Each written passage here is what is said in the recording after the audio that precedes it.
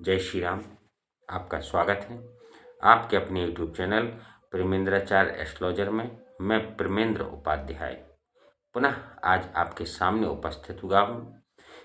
इन पावन दिनों में जो कि गुप्त नवरात्रि के पावन दिन चल रहे हैं, इन पावन दिनों में मैं आज आपके लिए गुप्त नवरात्रि के तीसरे दिन का महत्वपूर्ण उपाय लेकर उपस्थित हुआ हूँ।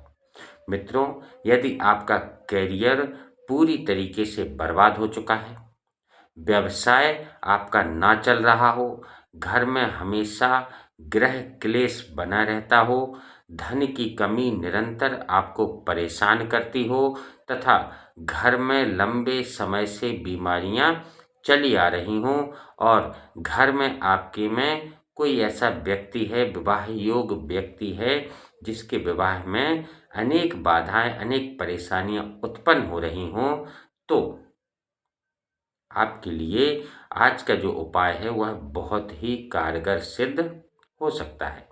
आपके जीवन में इस प्रकार की अनेकों समस्याएं हो सकती हैं। इन समस्याओं के अतिरिक्त भी आपके पास अनेक समस्याएं हो सकती हैं और यदि आप वास्तविकता में उन समस्याओं से छुटकारा पाना चाहते हैं तो आज का उपाय, आज का जो वीडियो है वह आपके लिए बहुत उपयोगी होगा, बहुत उपयोगी आपके लिए सिद्ध होगा। आज का उपाय गुप्त नवरात्रि के तीसरे दिन यानी 21 जनवरी को करना है। क्योंकि जो तीसरा दिन होता है गुप्त नवदुर्गा का, वह तीसरा दिन माँ चंद्रघंटा देवी के लिए समर्पित किया गया है। यानी तीसरा जो दिन है वह माँ चंद्रघंटा या उन्हें हम त्रिपुर सुंदरी के नाम से भी पुकारते हैं, इसलिए जो तीसरा दिन है वह माँ चंद्रघंटा या त्रिपुर सुंदरी की पूजा करने के लिए होता है। तो चलिए बात करते हैं कि सबसे पहले कि किस प्रकार से हमें माँ चंद्रघंटा की पूजा करनी चाहिए। तो सबसे पहले आप पूजा विधि के बारे में सुन लीजिए और किस प्रकार से आपको पूजा करनी है। यानी 21 जनवरी को आपको सुबह स्नान करना है। स्नान करने के बाद स्वच्छ वस्त्र आप धारण कर लीजिए। साफ सुथरे वस्त्र होने चाहिए, धुले हुए साफ वस्त्रों को आप पहन लीजिए। किस रंग के वस्त्र पहनना है आपको? यदि आपके पास लाल रंग के वस्त्र हों या पीले रंग के, लाल या पीले में से कोई भी वस्त्र आप धारण कर सकते हैं। इसके बाद वस्त्र पहनने के बाद आपको एक लकड़ी की चौकी लेना है और उस लकड़ी के चौकी के ऊपर लाल रंग का एक कपड़ा आपको बिछा देना है। उस चौकी के ऊपर कपड़ा बिछाने के बाद उसी कपड़े के ऊपर आपको माँ चंद्रघंटा या माँ दुर्गा की, आपके पास यदि कोई प्रतिमा हो तो उस प्रतिमा को स्थापित कीजिए। यदि प्रतिमा ना हो तो माँ दुर्गा का कोई चित्र हो या कोई फोटो हो तो आप उसे उस चौकी के ऊपर स्थापित कर दीजिए। स्थापित करने के बाद आपको कुमकुम, अक्षत, अक्षत मतलब चावल होता है, टूटे हुए चावल ना हो, साबुत चावल हो, इस बात का ध्यान रखें। टूटे हुए चावल दुर्भाग्य को लेकर आते हैं, इसलिए साबुत चावल। यानी आपको क्या करना है, इसके बाद कुमकुम, अक्षत, धूप और दीप अर्पित करें देवी जी को। माँ चंद्रघंटा को धूप, दीप, कुमकुम और अक्षत, इन चीज़ों को अर्पित करें। इसके बाद चंद्रघंटा माता को लाल और पीले, ध्यान देना, चंद्रघंटा माता को लाल और पीले गेंदा के फूलों की एक माला देवी जी को अर्पित करें। यानी लाल और पीले पुष्पों की एक माला आपको चंद्रघंटा माँ को पहनाना है, उन्हें अर्पित करना है। इसके बाद माँ चंद्रघंटा को चूंकि खीर सबसे अधिक प्रिय होती है, इसलिए आपको माँ चंद्रघंटा को केसर और दूध से बनी हुई खीर का भोग लगाना है। जब भोग लगा दें तो भोग लगाने के बाद आपको एक मंत्र मैं बता रहा हूँ, उस मंत्र को आप नोट कर लीजिए। उस मंत्र को आपको 108 बार जप करना है।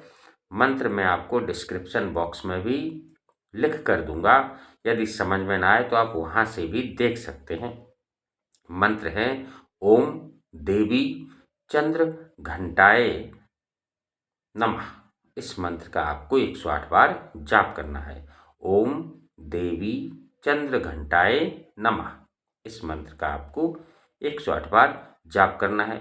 जब 108 बार जप हो जाए आपका, तो इसके बाद आप चाहें तो दुर्गा सप्तशती का भी पाठ कर सकते हैं। यदि दुर्गा सप्तशती का पाठ ना कर पाएँ तो आप दुर्गा चालीसा का पाठ अवश्य करें।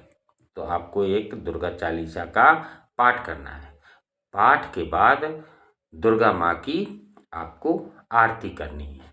तो इस प्रकार से ये तो पूजा विधि है कि किस तरीके से आपको तीसरे दिन माँ चंद्रघंटा या त्रिपुर सुंदरी की पूजा आपको करनी है।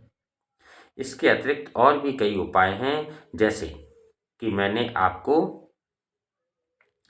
थंबनेल में लिखकर बताया है कि यदि आपका व्यवसाय ना चले तो इसका भी उपाय है कि आपको तीसरे दिन उसी दिन क्या करना है कि यदि आपका व्यवसाय ना चलता हो या आपकी नौकरी में कोई परेशानी उत्पन्न हो रही हो, परेशानी आ रही हो आपकी नौकरी में, तो आपको क्या करना है कि 9 बतासा लेना है। बतासे जो चीनी के बन के आते हैं, मार्केट में बाजार में मिलते हैं, तो आप 9 बतासा ले लीजिए और प्रत्येक बतासे पर आपको दो दो लौंग फूल वाली लौंग, दो दो लौंग प्रत्येक बतासे के ऊपर आपको रखना है। ठीक है। इसके बाद रखने के बाद आपको क्या करना है कि इन बतासों को और लौंग को क्या करें कि चंद्र घंटा जो माँ है जिनका आपने प्रतिमा रखी है या चित्र रखी है या फोटो रखी है, उनको इन चीज़ों को अर्पित कर दें। जब आप 9 बतासा और 2 लौंग, हर बतासे पर आपको 2 लौंग रखनी है और देवी माँ चंद्रघंटा को अर्पित कर दीजिए। इससे आपकी नौकरी में या आपके व्यवसाय में आपकी तरक्की होना प्रारंभ हो जाएगी। तो ये तो व्यवसाय के लिए उपाय हो गया। इसके अतिरिक्त यदि आपके घर में कोई विवाह योग्य बालक या बालिका है जिसका विवाह ना हो रहा हो, विवाह में बार बार बाधा उत्पन्न हो रही हो, यानी विवाह के लिए रिश्ता तो आता है लेकिन पूर्ण रूप से वह रिश्ता बन नहीं पाता है, ऐसी बाधाएं अगर उत्पन्न हो रही हैं आपके घर में, तो जिस बालक या बालिका का विवाह कराना चाहते हैं उसी बालक या बालिका के हाथों से आपको क्या करना है कि दुर्गा माँ को लाल फूलों की माला को अर्पित करवाना है। यानी दुर्गा माँ को लाल पुष्पों की माला आप उसी बालक या बालिका के हाथों से माँ को पहनवा दें। इससे उसके विवाह संबंधी जो भी बाधाएं उत्पन्न हो रही होंगी वह बाधाएं निश्चित रूप से दूर हो जाएगी। इसके अलावा यदि आपके घर में वास्तविकता में गृह क्लेश बना रहता हो, घर में किसी न किसी बात को लेकर लड़ाई झगड़ा उत्पन्न होता हो, निरंतर घर में कलह बना रहता हो, तो आपको क्या करना है कि आपको एक लाल कपड़े वाला झंडा आपको दुर्गा माँ को अर्पित करना है। एक लाल झंडा दुर्गा माँ के मंदिर में जाकर आपको अर्पित करना है। इससे परिवार में जो भी गृह क्लेश होता होगा वह गृह क्लेश शांत हो जाएगा। यदि इसके अलावा एक और उपाय बीमारी से संबंधित, यदि आपके घर में निरंतर और लंबे समय से बीमारी ने अपना डेरा डाल रखा है, यानी लंबे समय से आपके घर में बीमारी किसी न किसी व्यक्ति को परेशान करती रहती है, तो आप जो भी व्यक्ति बीमार रहता हो उस बीमार व्यक्ति से आप 21 जनवरी के दिन यानी तीसरे दिन चंद्रघंटा माता की या दुर्गा माँ के मंदिर में लाल फूल अर्पित करवा दें। यानी जो भी व्यक्ति बीमार हो उसी व्यक्ति के हाथों से लाल पुष्प आप दुर्गा माँ के मंदिर में जाके दुर्गा जी को अर्पित करवा दें, तो निश्चित रूप से उस व्यक्ति का जो भी रोग होगा वह ठीक होना प्रारंभ हो जाएगा और इसका रिजल्ट आपको नौ दुर्गा में ही प्राप्त हो जाएगा। इतना शक्तिशाली ये तीसरे दिन का उपाय है। तो आप इन उपायों को निश्चित रूप से कीजिए। जितने उपाय मैंने बताए हैं उस प्रकार से आप इन उपायों को कीजिए। निश्चित रूप से ये जो छोटे-छोटे उपाय हैं, यह छोटे-छोटे उपाय आपके जीवन को प्रसन्नता से भर देंगे, आपका जीवन सुखमय बना देंगे, आपके संपूर्ण परेशानियाँ, संपूर्ण रोग, संपूर्ण कष्ट, संपूर्ण बाधाएँ दूर हो जाएगी।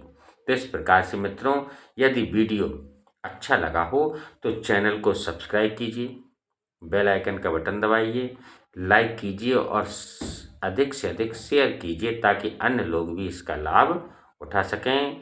जय श्री राम, जय माता दी, जय दुर्गा माई की जय हो।